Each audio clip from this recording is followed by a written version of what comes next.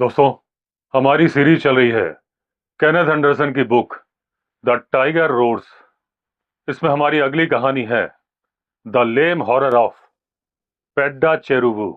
अगर कभी आपको ट्रैवल करना पड़े गुंटाकल से मेट्रो गेज ट्रेन से और जाना हो बेजवाड़ा की तरफ, जिसको कि अब बोला जाता है विजयवाड़ा, आपको देखने के लिए और महसूस करने के लिए मिलेंगे आंध्र प्रदेश के सबसे ज्यादा सुंदर, सबसे ज्यादा घने जंगल।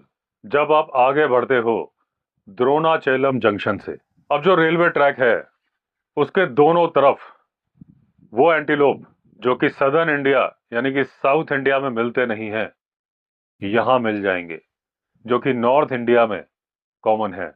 और उनका नाम है ब्लू बुल यानी कि नीलगाय। और जो फॉरेस्ट रेस्ट हाउस है जिसका कि नाम है चिन्ना मंत्रा लमन्ना, इस रेस्ट हाउस के पास ये नीलगाय कुछ ज्यादा ही मिलती हैं। हालांकि बाकी एरिया में ये पाई नहीं जाती। इसके अलावा दूसरे जानवर भी हैं जैसे कि जंगली सुअर, और इस तरह के जानवर अपनी तरफ अट्रैक्ट करते हैं टाइगर को और पैंथर को यानी कि लेपर्ड, तेंदुआ। अब इन जानवरों के चलते टाइगर और लेपर्ड आ तो जाते हैं, लेकिन कभी किसी कारणवश अगर ये जानवर कम हो जाते हैं, किसी प्राकृतिक बीमारी या और किसी कारण की वजह से, तो वो जो टाइगर और लेपर्ड आ चुके हैं उन्हें चाहिए भोजन, और भोजन उन्हें मिलता नहीं है जंगल में, तो वो चल पड़ते हैं गांव की तरफ पालतू पशु मारने के लिए। और जब वो जानवर बढ़ता है पालतू पशु की तरफ, तो उसका आमना सामना होता है पालतू पशु के रक्षक से, यानी कि इंसान से, जिसके पास होते हैं कुल्हाड़ी और दराती जैसे हथियार। और जब कुल्हाड़ी या दराती का एक वार टाइगर या लेपर्ड के ऊपर हो जाता है, तो वो मरता नहीं है, लेकिन घायल हो जाता है। कई बार इतना घायल हो जाता है कि वो जंगली जानवर या फिर पालतू जानवर भी नहीं मार पाता, और ऐसी कंडीशन में बन जाता है वो आदमखोर। एंडरसन बोलते हैं कि मैंने अपनी एक पिछली कहानी में भी इसी एरिया के आदमखोर के बारे में बताया था, जिसका कि नाम था द ब्लैक पैंथर ऑफ शिवानीपल्ली।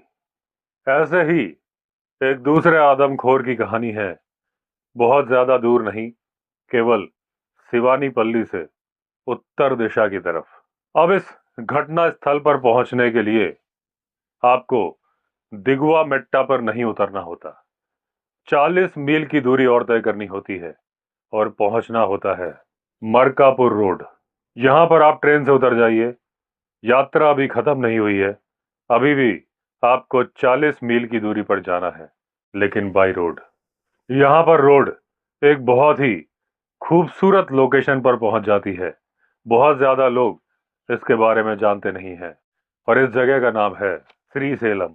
यहां पर आप सुंदरता निहारिए कृष्णा नदी की।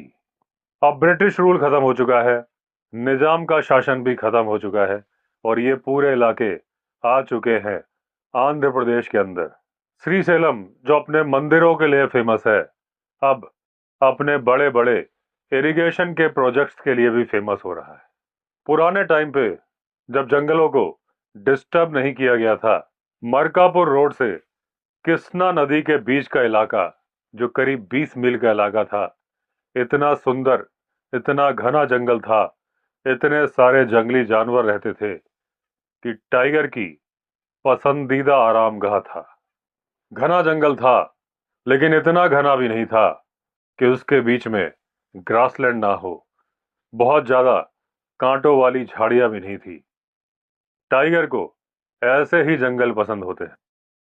हल्की हल्की पहाड़ियां थी, बहुत सारी स्ट्रीम्स थी, यानी छोटी नदियां थी, पीने को प्रचुर मात्रा में पानी, खाने के लिए घास, जिसको खाते हैं डियर, और डियर को खाते हैं टाइगर।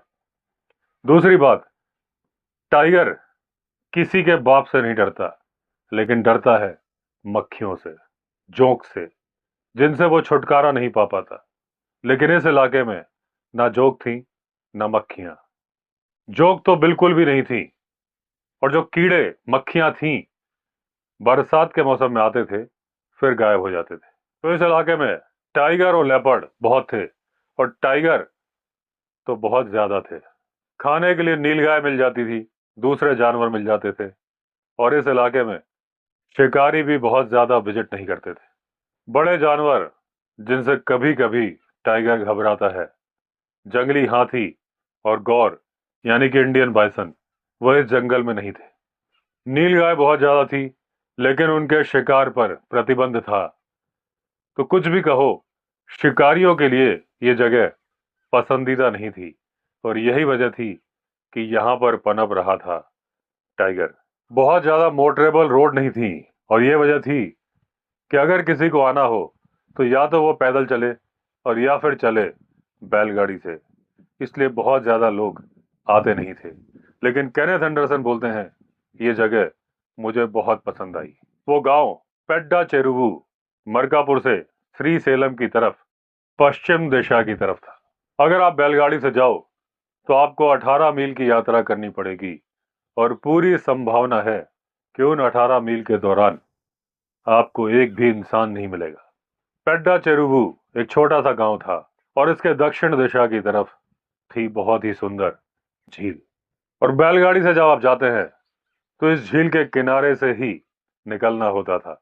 अब एक चढ़ाई चढ़ने के बाद, जो करीब करीब असंभव सी चढ़ाई थी, फिर उतरना होता था और एक गांव आता था, छोटा सा हैमलेट, जिसका नाम था रोला पेंटा। यहाँ पर एक और रोड मिलती है जो कि जाती है डोरा नाला से एक छोटे से टाउन अटमाकुर की तरफ। और यहां से दक्षिण दिशा की तरफ था वो रेस्ट हाउस चिन्ना मंत्राला मन्ना का, जहां पर थी बहुत सारी नीलगाय, जिसका कि मैंने पहले जिक्र किया था। अब यहां पर जो झील थी उसके चारों तरफ रिंग बना के जंगल था, और उसमें बहुत सारे टाइगर थे।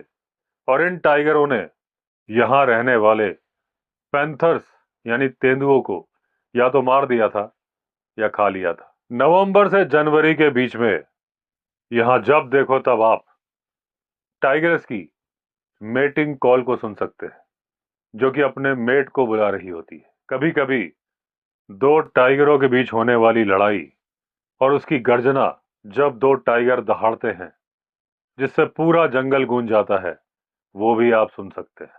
अब जैसा कि इस कहानी के शुरुआत में मैंने आपको बताया कि जंगल में जंगली जीव प्रचुर मात्रा में होते हैं, तो टाइगर फलता फूलता है, लेकिन कभी किसी कारणवश वो जंगली जानवर कम हो जाते हैं। तो टाइगर आता है गांव के पास पालतू मवेशी मारने के लिए।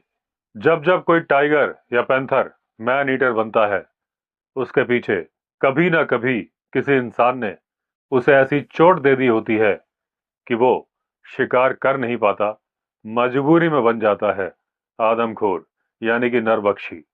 अब इंसान ने जो चोट मारी होती है, कुल्हाड़ी से, दराती से, बंदूक से, तलवार से, कभी कभी शिकारियों द्वारा लगाए गए पंजे से, जिसमें टाइगर फंस तो जाता है, किसी तरीके से अपने पैर को निकाल भी लेता है, लेकिन उसके बाद वो लंगड़ाने लगता है। लेकिन जिस टाइगर की कहानी मैं आपको सुना रहा हूं, ये घायल तो हुआ था, लेकिन इसे इंसान ने घायल नहीं किया था। जब मैंने इसे गोली मार दी तो मुझे मालूम चला कि ये घायल हुआ था दूसरे टाइगर से लड़ाई में। इस लड़ाई में उस टाइगर ने अपनी एक आंख खो दी थी, और खो दिया था अपना एक कान। आंख और कान दोनों दाहिने साइड के खोए थे, यानी कि उसके प्रतिद्वंदी ने उसे दाहिनी तरफ से पकड़ा था, और उसका दाहिना पैर भी इतनी बुरी तरह से चबा लिया था उस प्रतिद्वंदी ने कि अब ये अपने पैर को घसीटते हुए चलता था, और चलता था लंगड़ाते हुए। अब इन कमियों की वजह से वो टाइगर जंगली जानवर मार नहीं पाता था, और मारने लगा था मवेशी। टाइगर के अगले पंजे, और उसमें भी राइट हैंड साइड वाला, टाइगर के लिए बहुत ज्यादा जरूरी होते हैं। जब टाइगर अपने शिकार की गर्दन पकड़ता है, उसके पहले अपने पंजे से उसे नीचे गिराता है, पंजे से ही उसकी गर्दन को पकड़ता है। कई बार टाइगर दौड़ते हुए जानवर के ऊपर कूदता है, अपने पंजे से वजन रखता है, जानवर नीचे गिरता है, उसकी गर्दन घुमा के टाइगर तोड़ देता है। अब क्योंकि इस टाइगर का अगला दाया पंजा घायल था, बुरी तरह से घायल था, तो ये सिर्फ माउस डियर जैसे छोटे जानवर को ही पकड़ पाता था।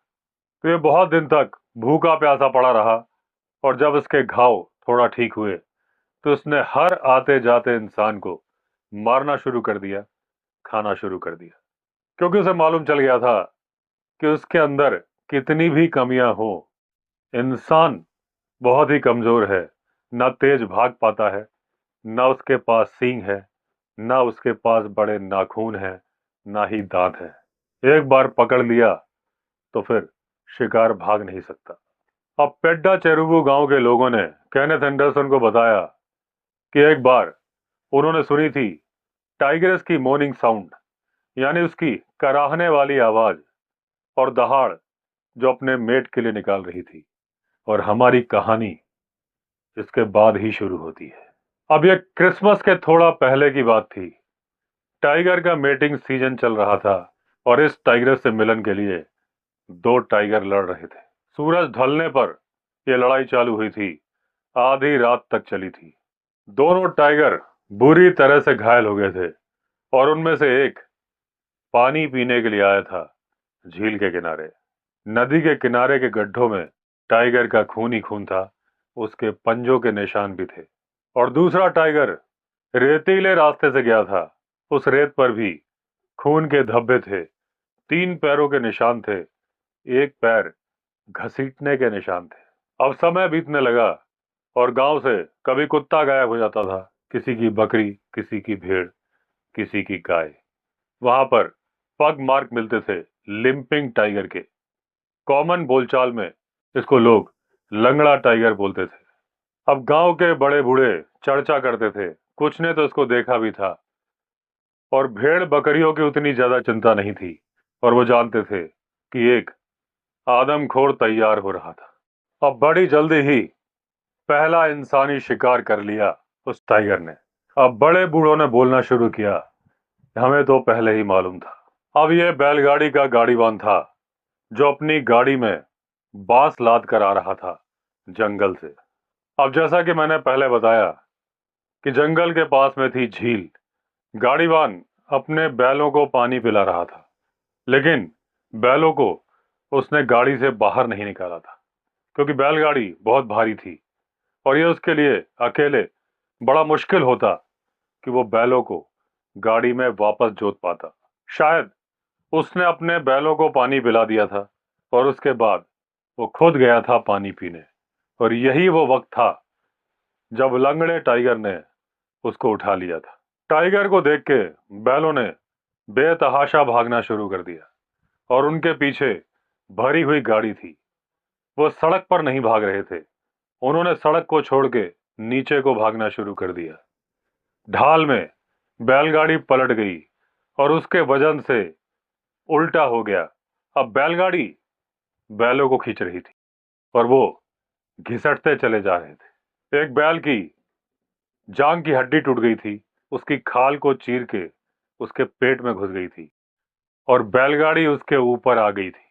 लेकिन दूसरा बैल किस्मत वाला था, उसकी गर्दन से बैलगाड़ी का जुआ निकल गया था और वो फ्री होके गांव तक भागता हुआ आ गया था। लेकिन जब बैल आया तो किसी ने इस बात पे ध्यान नहीं दिया। गाड़ीवान की बीवी लोगों से चिल्लाती रही कि मेरे पति को ढूंढने चलो, लेकिन अभी तक किसी ने इस मामले को सीरियसली नहीं लिया था। अब अगले दिन सुबह हुई, सूरज ऊपर चढ़ चुका था। तब गांव के जो हट्टे कट्टे लोग थे वो चल पड़े उस गाड़ीवान को ढूंढने। उनमें से 2 के पास थी भरमार बंदूक और बाकी के हाथ में थी कुल्हाड़ियां और दराती। ढूंढते ढूंढते वो पहुंच गए उस जगह पे जहां पर बैलगाड़ी उल्टी पड़ी थी और वो अभागा बैल पड़ा था, लेकिन गाड़ी के मालिक का अता पता नहीं था। अब उन्होंने गाड़ी के घिसटने के निशानों को ढूंढना शुरू किया और पहुंच गए झील के किनारे, जहां उन्हें मिले पगमार्क लंगड़े टाइगर के। अब उन्होंने डिसाइड किया कि गाड़ीवान के शरीर को या अवशेषों को ढूंढते हैं, लेकिन वो दो आदमी जो भरमार बंदूक लेके गए थे डरपोक थे। एक ने बोला कि उसकी बंदूक बहुत पुरानी है, फायर नहीं करेगी, और दूसरा ईमानदार था, सच्चा था। उसने साफ साफ बोल दिया कि भैया हमसे ना हो पाएगा।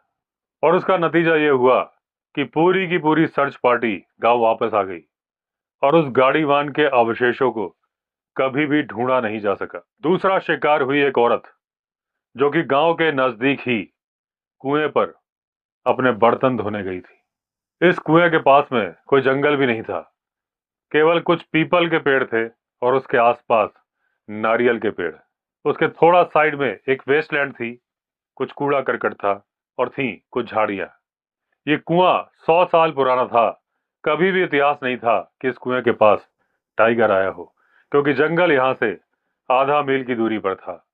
हाँ, अब झाड़ियां थी, झाड़ियों के पास में बड़ी बड़ी घास भी थी, लेकिन लंगड़ा टाइगर वहां पर आ गया था। दो और महिलाओं ने उस महिला को ले जाते हुए लंगड़े टाइगर को देखा था जब वो महिला मदद के लिए चिल्लाई थी। अब जैसे ही उन्होंने उस औरत के चिल्लाने की आवाज सुनी, वो देखकर अवाक रह गईं। एक अच्छा हट्टा कट्टा टाइगर जो कि लंगड़ा के चल रहा था, उस महिला को घसीट के ले जा रहा था। जैसे ही उन औरतों ने देखा, वो चिल्लाई और चिल्लाते चिल्लाते भाग पड़ी गांव की तरफ, जो कि नजदीक में ही था। अब इसके बाद आदमियों के शिकार बढ़ते गए और फिर एक दिन मुझे मिली चिट्ठी जिसे लिखा था मेरे तेलुगु फ्रेंड बायना ने, जो कि रहता था मरकापुर रोड रेलवे स्टेशन के नजदीक। चिट्ठी में पूरा घटनाक्रम लिखा था और लिखा था, जल्दी आइए और इस टाइगर को गोली मारिए। और बायना ने कहा था कि आप मरकापुर रोड तक ट्रेन से आ जाइए और उसके बाद वो उन्हें पिक कर लेगा अपनी लैंड रोवर में और उनके साथ ही चलेगा। अब जब इस तरह का लेटर आया तो एंडरसन अपने आप को रोक नहीं पाए। इन्होंने टेलीग्राम किया कि मैं आज रात की ट्रेन से चल रहा हूं। अगले दिन दोपहर के बाद ये दोनों मिले मरकापुर रोड रेलवे स्टेशन पर। मिस्टर बायना अपने मेहमानों का बहुत ख्याल रखते हैं, इतना ज्यादा ख्याल कि कई बार अजीब सा लगता है।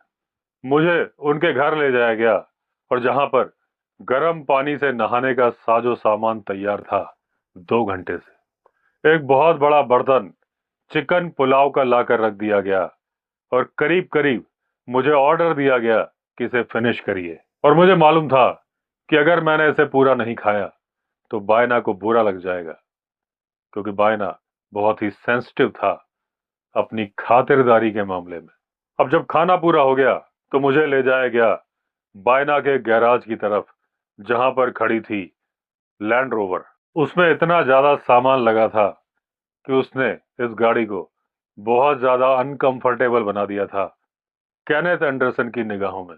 इसमें सामान था स्प्रिंग वाली खाट, गद्दे, camp chair, camp table, canvas का बना हुआ कैंप टब, कैंप बेसिन, एक स्टैंड, एक छोटा फ्रिज, एक पंखा। ये फ्रिज और पंखा मिट्टी के तेल से चलता था, यानी कि केरोसिन से।